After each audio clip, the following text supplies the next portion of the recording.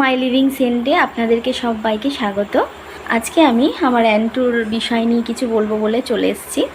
আচ্ছা, 1231 সালের 17ই জুন মঙ্গলবার তার সমাধির দিনটিতে পাদুয়া নগরীতে বহু অলৌকিক কর্ম সম্পন্ন হয়েছিল। পোপের কাছ থেকে সুস্পষ্টভাবে জানা যায় যে সেই দিন বহু অসুস্থ ও বিকলাঙ্গ ব্যক্তি তার পবিত্র মৃতদেহটি স্পর্শ করে রোগমুক্ত হয়ে স্বাভাবিক জীবনে ফিরে আসতে পেরেছিল। এই সব ঘটেছিল সেই 1231 শতাব্দীতে।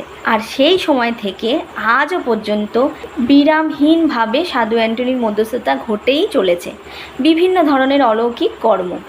এখনও পর্যন্ত তাকে যারা ডাকে, এখনও পর্যন্ত সে অলৌকিকভাবে সে তার কাজ করে যাচ্ছে।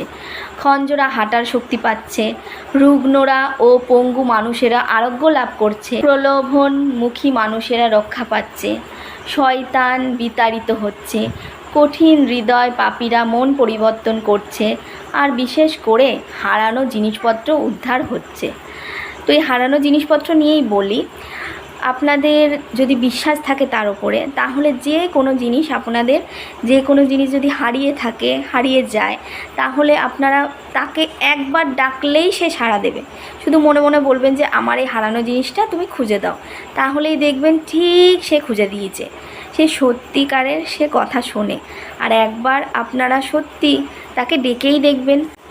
মঙ্গলময় পরমেশ্বর আমাদের প্রতি তার ভালোবাসা ও ক্ষমতা প্রদর্শনের উদ্দেশ্যে এই সাধু অ্যান্টনিকেই বিশেষভাবে বেছে নিয়েছেন। তো আজ এই পর্যন্ত, আবার পরে দেখা হবে নতুন একটা ভিডিওতে।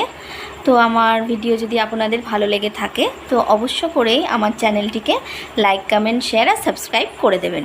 Thank you.